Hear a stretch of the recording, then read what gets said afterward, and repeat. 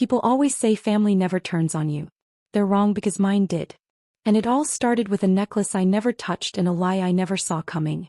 One minute I was pouring orange juice at my sister's birthday brunch. The next she stood up in front of everyone, pointed at me and said, "She stole my $9,000 necklace." Laughter stopped. Forks froze midair. And suddenly I wasn't Sophia, the daughter who paid the bills. I was Sophia, the thief, the liar, the shame of the family. They kicked me out that same night. No warning, no suitcase, just one bag and a door slammed shut. What they didn't know, I had been paying for everything. Their rent, their electricity, even my sister's college tuition. And when I walked away, I didn't just take my things. I took their entire foundation with me. This is the story of how they tried to ruin me and how, piece by piece, they ended up tearing down their own world instead. My name is Sophia and I'm 28 years old. If you had told me a few months ago that my own sister would accuse me of stealing a $9,000 necklace just to humiliate me in front of our entire family, I would have laughed. Not because she wasn't capable of something that cruel, but because I never thought she'd actually go that far. But she did. And what came after? That's what no one saw coming. Let me take you back to the morning everything fell apart. It was Sunday, sunny, warm, one of those lazy days where the outside world feels calm. But inside our house there was a storm building. And I didn't even know it yet. Lena, my younger sister, had invited everyone over for brunch. She had balloons, champagne flutes, fancy plates, and even hired someone to take photos for Instagram. I thought it was a bit much, but I helped her anyway, like I always did, because that's who I was. The quiet one, the helper, the reliable daughter. I had been the one quietly paying our electricity bills, our internet, even a mortgage when Dad lost his job. I never told anyone. I didn't need the credit. I just wanted peace in her home. I even paid for Lena's college tuition directly through her school using my salary. He didn't know. I did it to protect her, to keep our family strong. Turns out I was only making it easier for them to betray me. That morning everyone was laughing at the table. Mimosas were being passed around. Lena was showing off a new designer handbag. Then she stood up, tapped her glass with a spoon and said, "Before we go any further, I just want to say something important." I thought she was going to thank everyone or announce an internship, but no. She looked right at me and said, "I know this is awkward, but Sophia stole my $9,000 necklace, the gold one Grandma gave me." My heart stopped. The room went silent, and then just like that, everyone believed her. No one even asked if it was true. My mother gasped, "I knew it. I knew you were always jealous of Lena." My father shook his head and refused to meet my eyes. I stood there, frozen, shaking, trying to speak, but the words never came. I hadn't stolen anything. And yet, in one moment, I became the liar, the thief, the disgrace. They told me to leave that very night.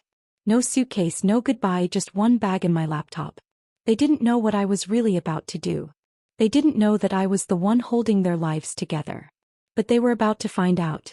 That night I didn't cry. I should have. But when someone you love stabs you in the back, the pain is too sharp for tears. I sat in the tiny guest room at my friend Mia's apartment, staring at the ceiling, trying to breathe. She offered me a place to crash, no questions asked. I didn't tell her everything, just that there had been a fight and I needed space. But deep inside something flipped. For 4 years I'd been paying bills for a house I didn't even own. I covered Lena's private college tuition while she posted beach photos with captions like, "Blessed to be Daddy's favorite." I paid for groceries, repairs, even Mom's salon appointments when she said her card wasn't working. And what did I get in return? A public accusation. No defense. Not a single person even asked why I would do such a thing. I was guilty because blaming me was easy. That night I opened my laptop and logged into all my online accounts. And one by one I started cutting the wires that held their lives together. I stopped the auto payments for the mortgage. I canceled the monthly utility transfers. I pulled the plug on Lena's tuition payments, every last cent. The house was still in my father's name. The bank statements still went to my mother's email. They'd figure it out soon enough. And when they did, I wouldn't be there. I didn't leave a note. I didn't send a warning. I just disappeared. And for the first time in years I felt free. No weight on my shoulders. No one calling my name to fix their mess. No one treating me like I owed them everything. But that peace, it didn't last long, because within 10 days chaos came knocking. 10 days after I left, I got a message from an unknown number. "Did you cancel the electricity?" The power's out. Internet's dead. Lena has midterms. Fix this. No hello. No how are you? Just all caps shouting through a phone screen like I was still sitting in the next room waiting to clean up their mess. I didn't reply. The next day my dad called. I didn't pick up. Then he sent a voice message.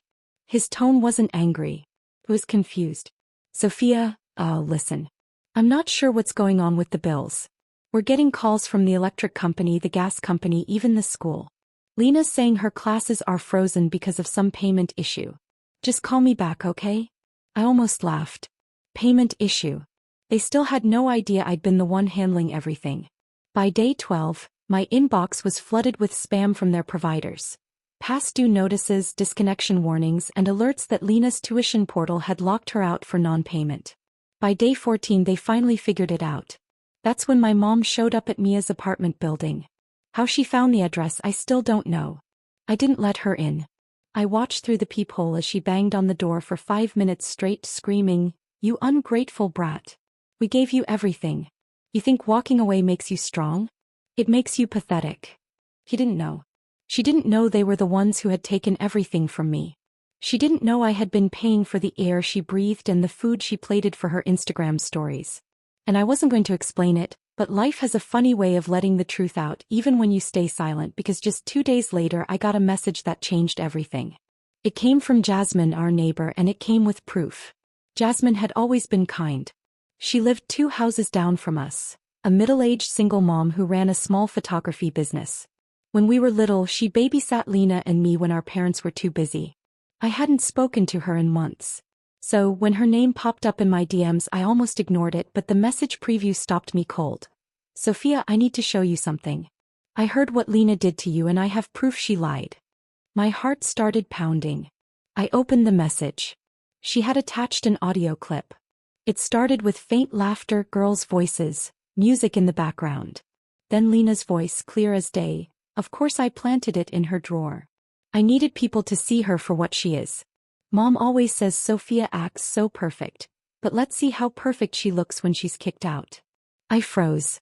My ears rang. My hands went cold. She admitted it. She planted the necklace, framed me, lied in front of our entire family just to humiliate me. Jasmine sent another message. She was talking to her friend outside in the backyard. I had my camera running for a shoot. The mic picked it up. I didn't realize what she was saying until I played it back last night. I sat there, stunned. I wanted to scream. I wanted to cry, but mostly I wanted them to feel what they made me feel. I asked Jasmine if I could use the clip. She replied, "I already emailed it to Lena's university. Someone like her shouldn't get away with something that cruel." And just like that, the first crack appeared in Lena's perfect little world. 3 days later, she was called into a disciplinary meeting. Her Instagram went dark. No brunch pics, no makeup tutorials, just silence. Meanwhile, my mom's Facebook shifted from bragging about her daughters to posting vague inspirational quotes about family betrayal. I didn't need to show up. I didn't need to say a single word. The truth was already working on its own and I was just getting started. By the time Lena's second disciplinary hearing came around, word had spread. Jasmine's audio clip hadn't just gone to the dean. It got shared in group chats, then posted to a student forum. People were whispering in hallways. Her professors looked at her differently, and suddenly the golden girl who bragged about brand deals and top grades was the campus joke. She tried damage control, of course. She posted a long, dramatic Instagram caption about family drama and misunderstandings, along with a black and white photo of herself crying, probably fake tears. She turned off the comments, but it was too late. The truth had already taken root. And then came the final blow. The university suspended her for academic dishonesty and a code of conduct violation. Not just for framing me, but because this wasn't her first offense. Apparently, she had plagiarized a paper last semester and got off with a warning. This time they weren't letting it slide. She came home crying. Mom went into panic mode. Dad looked like a ghost, sitting in silence, drinking coffee like it was water. The house, once loud and flashy, had turned quiet and cold. And the twist. They couldn't pay for anything anymore. The mortgage hadn't been paid in over a month. Utilities were shut off one by one. Mom called the power company in a rage, only to learn the account was under my name and had been permanently closed. They had no savings, no backup plan because they had always counted on me. Meanwhile, I was thriving. My boss, Mr. Landon, had noticed how focused and dependable I'd been despite it all. He offered me a promotion and the opportunity to relocate to a brand new city. "You deserve a fresh start," he said. And so I moved. A sunny apartment on the 12th floor of a downtown high-rise. No yelling, no cold shoulders, no betrayal, just me finally breathing. And for the first time in my life, I didn't feel guilty. Not one bit. 2 weeks after I settled into my new place, I got a call from someone I hadn't heard from in years. Aunt Rachel. She was my mom's older sister, the one who left town after a huge fight with my parents when I was a kid. Back then, they told me she was unstable and jealous of our family's success. Turns out they were just terrified of what she knew. "Hey, sweetie," she said warmly. "I saw your name in that college forum story. I've been following quietly. And I think it's time you knew something." I was confused.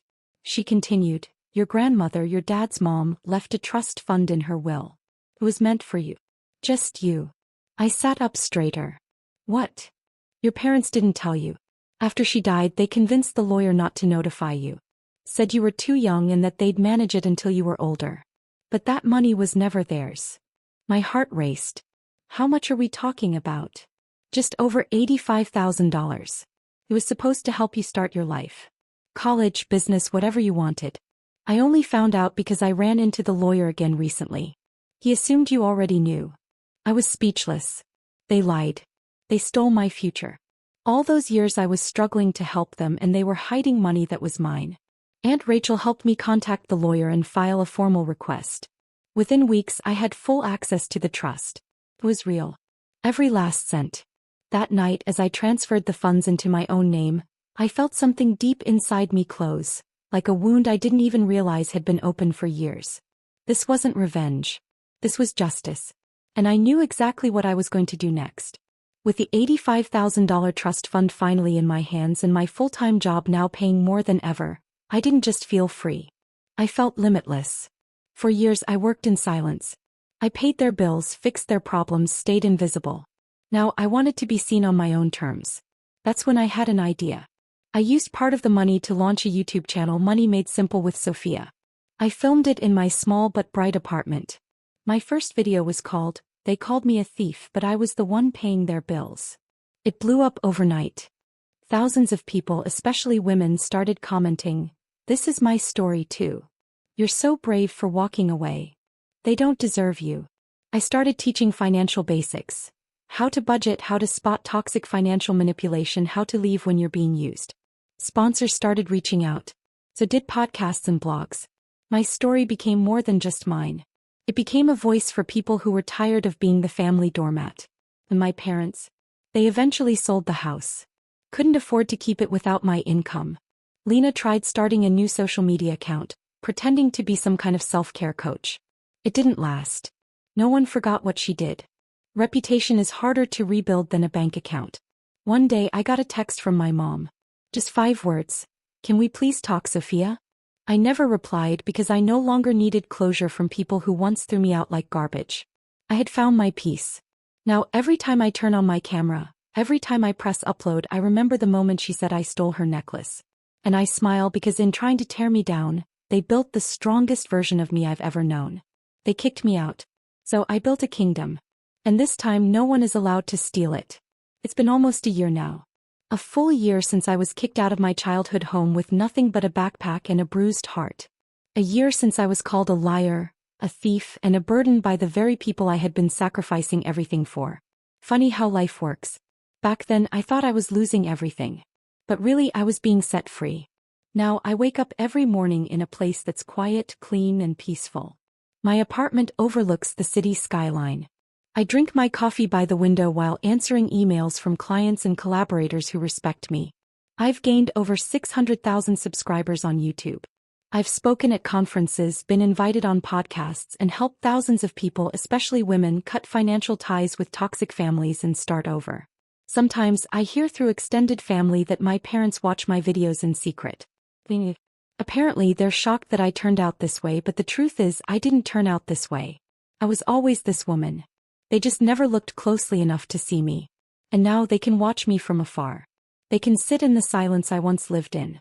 They can feel the absence of the person who kept their lights on, their fridge full, their name clean. I don't hate them. I don't even wish them harm. But I do hope they understand this much. When you bury someone in lies, they don't disappear. Sometimes they bloom. And that's how I turned their betrayal into my breakthrough. They tried to destroy me with lies, but I walked away and built a life they can only watch from a distance. If you've ever been blamed for something you didn't do or used by the people who should have protected you, just know this. Walking away isn't weakness. Sometimes it's the most powerful thing you can do. Thank you for watching my story. If you felt this in your heart, please like, share, and don't forget to subscribe because the next story it's even more shocking.